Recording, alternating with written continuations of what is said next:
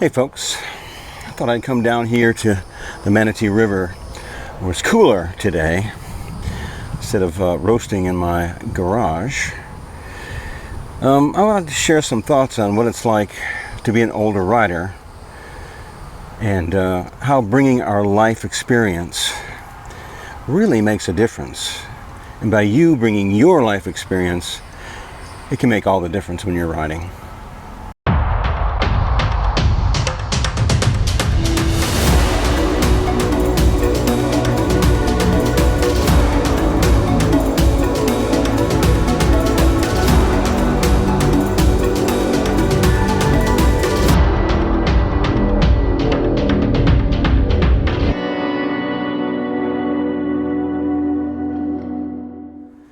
So welcome back to the channel, folks. If you're new here, welcome, glad to have you.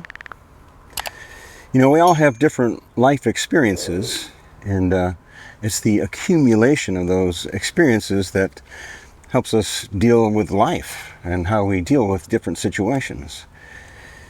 But as far as motorcycles, it can be critical, and how you react to things can be critical. Especially if you're around a bunch of cars and you're not keeping your composure. You know, if you have any kind of experience going to karate school or any kind of fight school, they're always going to tell you that the guy who's angry will lose. And it's the same thing when you're riding a motorcycle. If you're out and somebody pisses you off and you get angry, you're going to make a mistake. Even more than that, if you decide to take action to it, you could really end up in not so good a shape. Now, I've seen videos of guys kicking doors and doing all kinds of strange things. They have lost their composure and it won't end well with them. I've seen a lot of them just crash, and you have, unless you've got superpowers, and the motorcycle doesn't give you superpowers, you're not going to win against that car. So many years ago, I've learned to relax, take a breath, sometimes do a little meditation before I leave, and it grounds me. And once it grounds you, you can just about deal with anything. You know, your sixth sense will come into play. You're riding relaxed. You have more of the ability to look around and see things. And maybe even let somebody in. You know, if you think that someone might be coming across, you're not sure who's supposed to go first, let them in. Be relaxed. Be cordial. There's nothing that's bad about a biker being cordial to other drivers. You know, a lot of cars, a lot of trucks, they don't see us, and it doesn't make any sense to get mad and throw things. And those guys with those get back whips, they're just asking for trouble.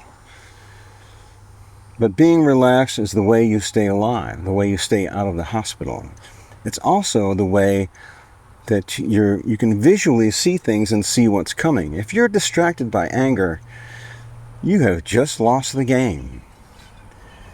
The same with guys listening to music and not paying attention. You'll end up the same way. Be relaxed, be grounded, take a look around. And sometimes, you know, we don't learn it, and sometimes I make the mistake of getting angry, but I have to return and realize I'm on two wheels. I'm not going to compete with a car. And then the ride home is usually relaxed, and I'm not hurried. My blood pressure isn't high, and it's more of an enjoyable ride. But I think it takes being an older rider to learn those things. There's a few other things we know too, and I might make this the first of a couple of videos. What older riders bring to the table, because I think it's important, because we've pretty much seen everything. We've been out there, and some of us who are still alive after riding 50 plus years, we know some stuff. and we still have to practice a lot of those things, like being calm. And you know, practicing technique is great, getting out, doing all that stuff. But technique and training on motorcycles is one thing. Being calm while you're doing it is quite another.